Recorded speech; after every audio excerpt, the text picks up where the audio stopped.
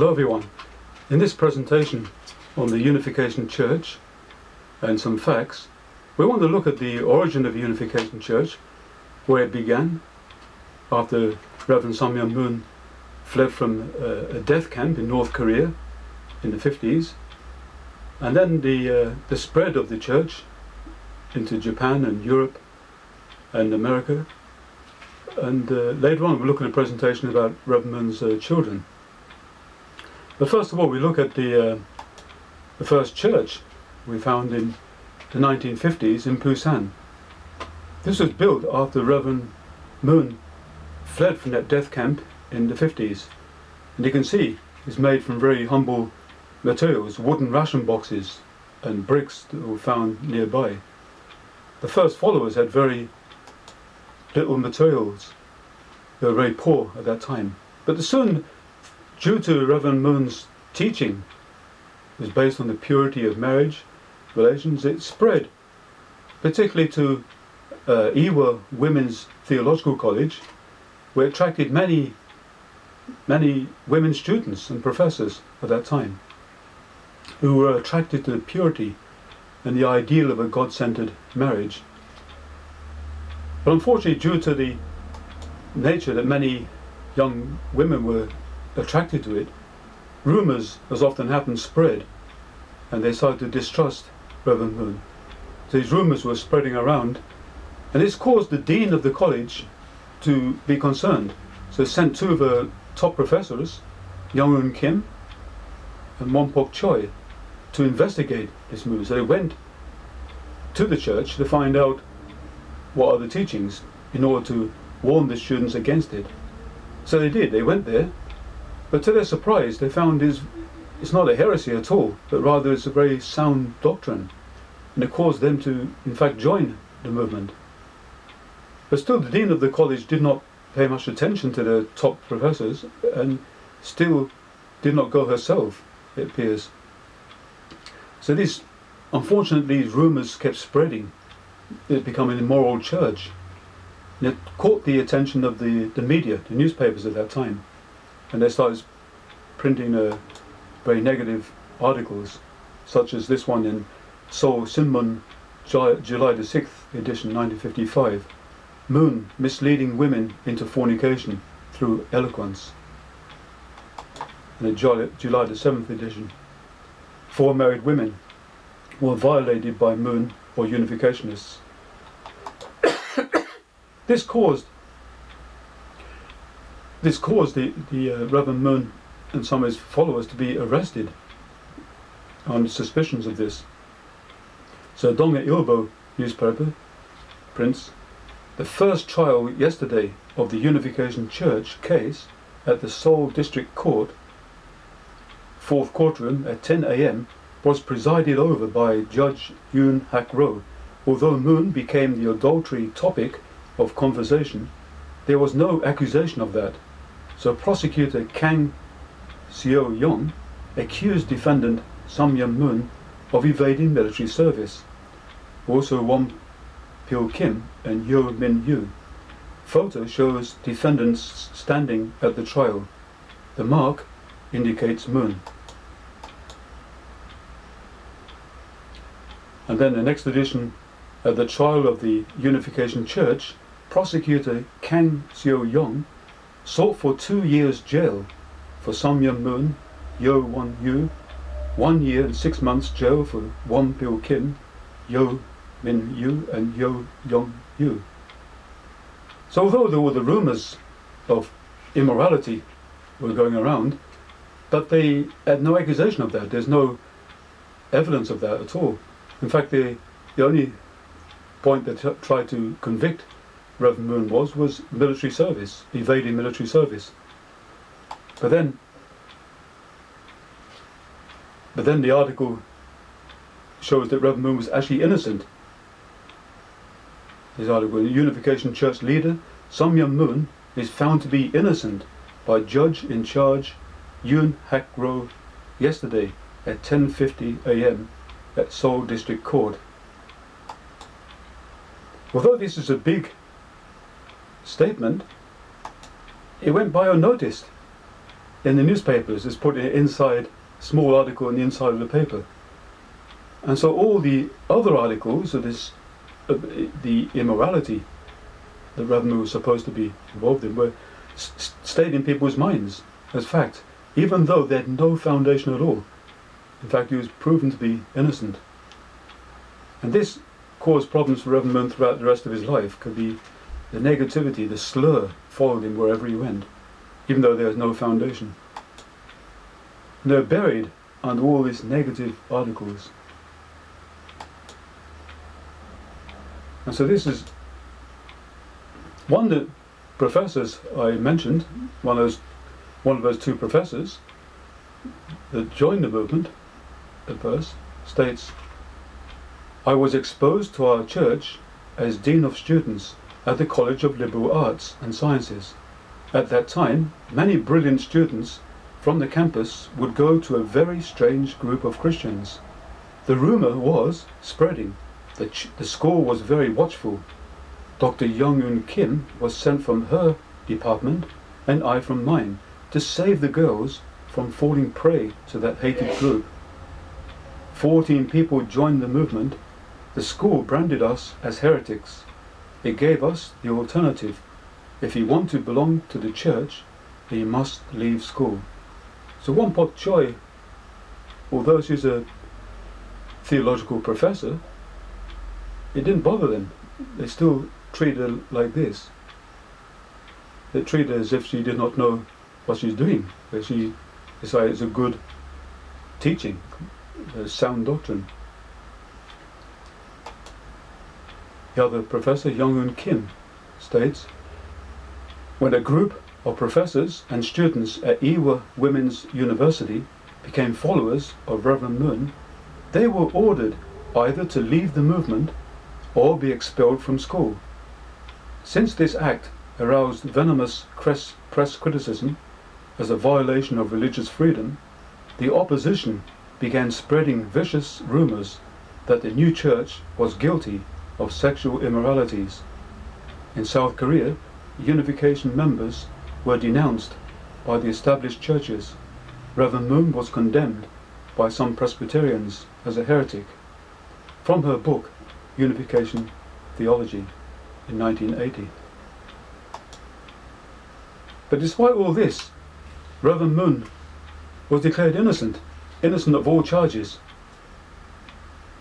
And he continued what he saw his mission was to restore the ideal family or traditional family, where God is at the center. And he continued his mission of blessing thousands of people in marriage throughout the world. He taught them that the return of the purity of marriage relations, because in reality all the problems he taught come from families. If there's not ideal family relations, they'll come out into problems in society. If people don't have good relations with their parents, they will not have good relations with their leaders, and so on. And so you really want to focus back on the ideal family. But as I mentioned, because of the negativity starting in Korea, wherever Reverend Moon went, the negativity followed him. When Reverend Moon first went to America, he was welcomed as a good person. But as soon as the media, the journalists, wanted to research who Reverend Moon is and what this movement, this new church is about, of course they contacted their colleagues in Korea, and they dug up all the negative articles from way back at that time. And then it didn't look very good. And so people started to distrust Reverend Moon. And a lot of negativity formed in America. And Reverend Moon was accused of tax evasion due to this. But this was a very unjust accusation. It had no real foundation, as I'll show in this presentation as we move on. Many Christian ministers supported Reverend Moon at this time. In this picture here we see many Christian ministers in this protest decided to spend one day in prison with Reverend Moon if he was incarcerated. Ministers such as Joseph Lowry and Jerry Falwell and many others supported Reverend Moon. They didn't know his teaching, not because of the teaching, because they knew he was unjust persecution. They didn't even know what his teaching was, but they knew this was totally unjust. But Reverend Moon was incarcerated, and he spent 13 months in prison. But on his release, he was welcomed out from Christian ministers who prepared a God and Freedom banquet at that time. So of course, obviously, the obvious point is, if Reverend Moon's so bad, why would the Christian ministers support him? Because they know well that he was unjust. Senator Orrin Hatch always supported Reverend Moon's innocence, as we see in this slide here. But more recently, Senator Dan Burton states on August the 12th, 2014, "I want to set the record straight today. We know that it is because of such a righteous and effective stance that Reverend Moon encountered opposition and persecution, just as it came to all historical religious leaders. Just 2 weeks ago, I met with my good and long-time friend, Senator Orrin Hatch, who has served in the United States Senate for 37 years. He is well known in the United States as a champion of religious freedom and traditional values. Senator Hatch sincerely conveyed how he knew that Reverend Moon had been persecuted and mistreated. Back in June of 1984, the senator held important hearings on religious freedom in the United States Senate, and he stood strong to fight this injustice.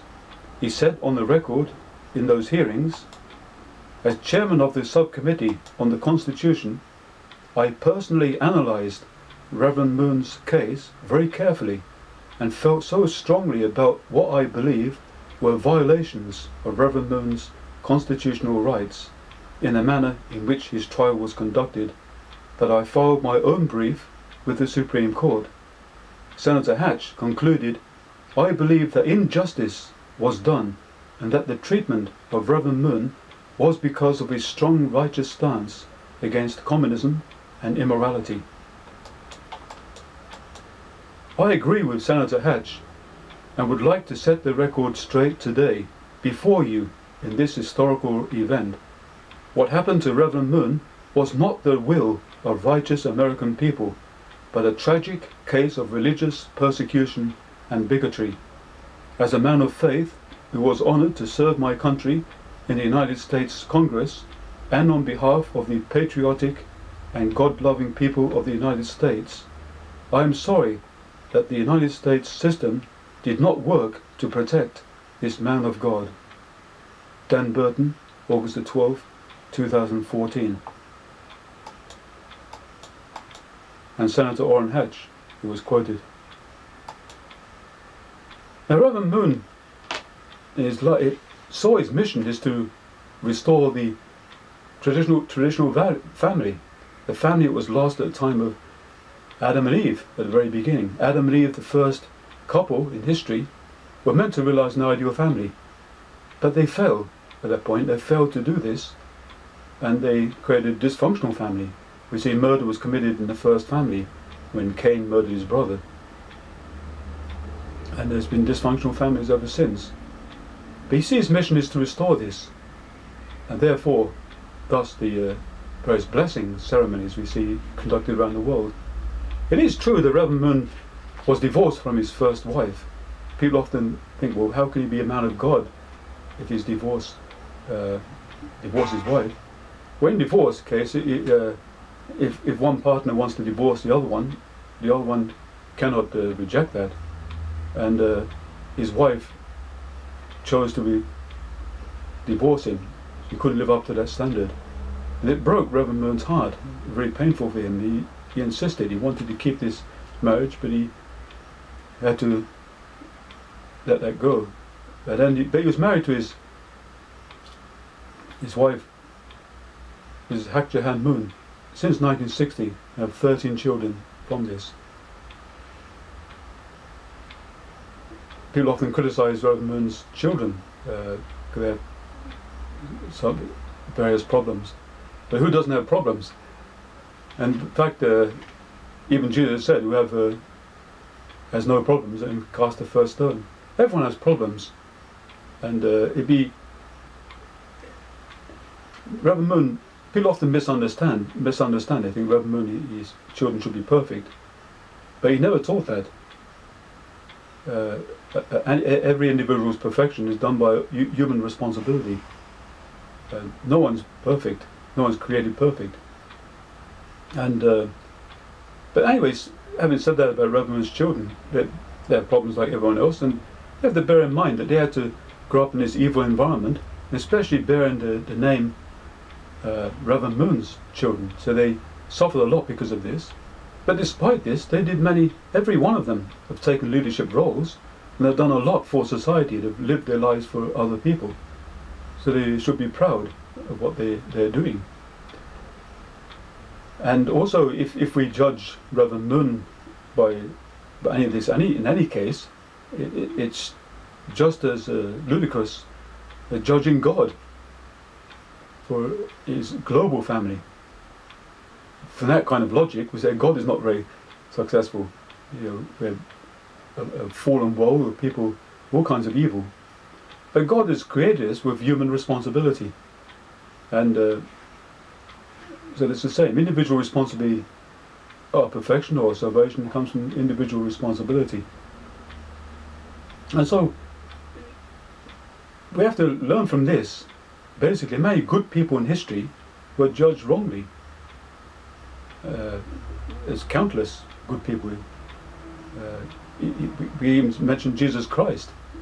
Jesus, if you read Matthew 1:18, it says born of a virgin, basically. But regardless what you believe about the virgin birth or not, certainly the people at that time, in Jesus' time, did not believe that. You can read in John 8:41, where the people said, "Why do you speak to us? We are not illegitimate children. We're not born of fornication." It means that they thought he was. That's what they thought about Jesus. Jesus didn't fit their idea of Messiah, and they were convinced he was a bad person. And they saw everything Jesus did with impure intentions. But they were wrong. So, regardless of how Jesus was born or not, we should know he was a good person by his life, by the purity in his life. And if they did that, they would not have made such a mistake.